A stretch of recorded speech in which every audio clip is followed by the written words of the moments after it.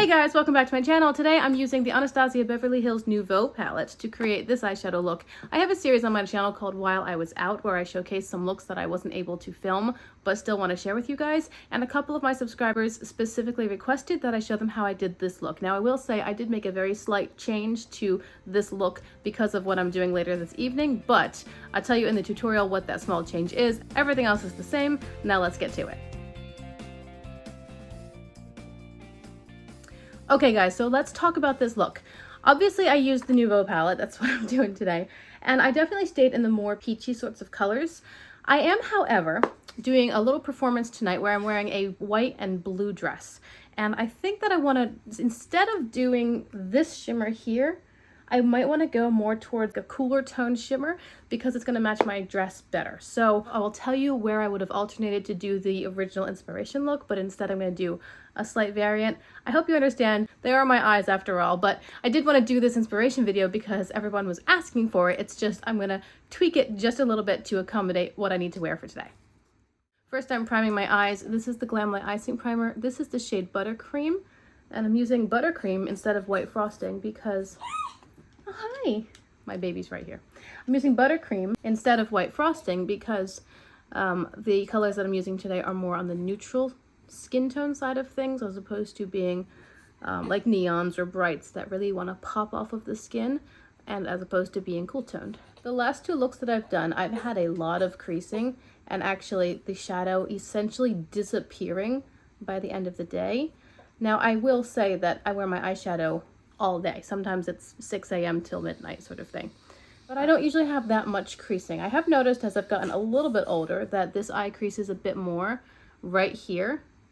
But because I had this creasing disappearing problem with two brands of totally different quality, I think maybe the problem was that I wasn't putting enough eye primer right here. So I'm making sure that I put a little bit more on my lid and that it is well applied where I have the most creasing. Hey guys, Editing Rachel here. I did want to say I think I made a slight mistake. I think that my original video has a look that is a little bit more peach and pinky toned. It's a bit hard to tell because the lighting in that video is not great, and then paired with some of the other colors in the video, my eye look is just taking on a different hue. However, I think I may have used the color Metro as my transition crease tone as opposed to what I'm about to show you here. If you want your look to be a little bit more like that final look in the video as opposed to what you see on my eyes now, then use Metro really lightly in your crease, and then I think follow the rest of the steps from here. I am going to start with a large blending brush. This is Morphe M513. It doesn't really matter. I'm taking the color Fleur and mixing it with Paloma to get a slightly lighter version of Fleur. And I'm going to bring this through my entire crease. Just a really nice wash of this color. I'm not going to be too chatty in today's video because my little one is fussing here and there. So I'm just going to quickly tell you what I'm doing and move to the next step. Also, everything that I'm using is linked below in the description box. With a Blend Bunny B1, I'm now going into Muse, and I'm going to place this in my outer corner to deepen it a bit. That deepened it way more than I was planning.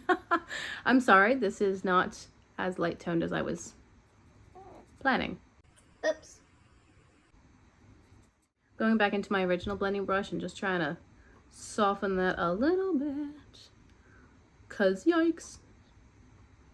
I'll also take this large brush and go into Paloma again and hit the edges. That will help me de-intensify the color. It's also making the color look more chalky, so when I've got the edges blended to what I want them to be, I'll go back into my original color and bring more of the pigment back in. Not so much more of the pigment because I don't want to make it any deeper, but definitely more of the color to work against that chalkiness, because this got out of hand. With the flat brush, now I'm taking the shade Isle and I'm laying this on my whole lid space up until the mattes. This is in accordance with my inspiration picture or video, but from here I'm going to change it just slightly. I like my eyeshadows to have sort of an angle out this way, always up and out in a cat eye shape. So I usually bring the shimmer further into the crease over here, but then I let the mattes come further to the lash line over here. I'll quickly do the lower lash line with a Blend Bunny B2 in the shade Metro. I will lay this starting at the outer corner, and then I'm just going to slowly work it towards the inner. It'll lighten a little bit if I don't reapply or dip into the new pigment. So I'm centering or focusing the pigment out here, and then it'll be lighter over here. Of course, I could get a lighter version of it by going back into Fleur, but I don't really want to. I have Isle again, this time on a much smaller blending brush, and again, I'm spraying it. I don't remember if I mentioned that before. I did spray Isle before I applied it to my lid space, and I'm putting this as an inner corner highlight. This is also what I did in the video. Up till now, everything I've done matches my inspiration video as far as I can recall. But now I'm going to take my finger, and again, I want to bring this shade, this look a tiny bit cooler to work with the white and blue that I'm wearing later. So I think in the original, I took either Lily or Belle, probably Lily. And I tapped it between the champagne yellowy shimmer and the mattes, and I just put it in that area. Today, I think I'm going to take Wings, because it's just a little bit cooler toned. Wings? Hang on, let me swatch these. Okay, we've got Wings, Hope, and Peacock. I think I'm going to stick with Wings, my original.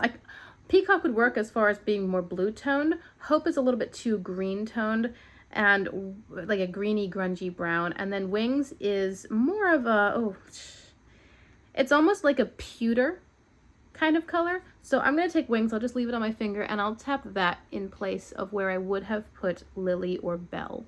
Again, the original inspiration look would have used Lily or Belle right here, but today I'm doing Wings because I want it to be just a bit more cool toned. I think I'll grab a smudger brush and go back into Muse just a little bit for the outer corner of the lower lash line. All right, I'm gonna pick something for the waterline. I'll be right back. Okie dokie, my friends, here we go. Here's how we finished it off. In my waterline, I did do something different. I decided to use these two colors from ColourPop's Creme Gel Liner series. This is the shade Extra Frosting, and I put it on the inner part of the waterline. And this is the shade Big Splash, and I put it on the outer part of the waterline. This varies from my inspiration look because there I used a bright pink called Boots from ColourPop. On my face, I have the Milani Luminoso blush. I am loving a peach blush as opposed to pink or reddish colors. And then I have the Anastasia Beverly Hills Aurora Glow Kit as a highlighter. And on my lips, I'm wearing ColourPop lip oil in the shade Smirk. So that's everything. I hope you enjoyed this look. I do apologize that it varies slightly from my inspirational video, but I'm sure that you'll understand, and I appreciate you. Thank you for being with me here today. Remember to like and subscribe if you like this content and you want to see lots more. Again, I do try to upload several videos a week, and I'll see you again in my next one.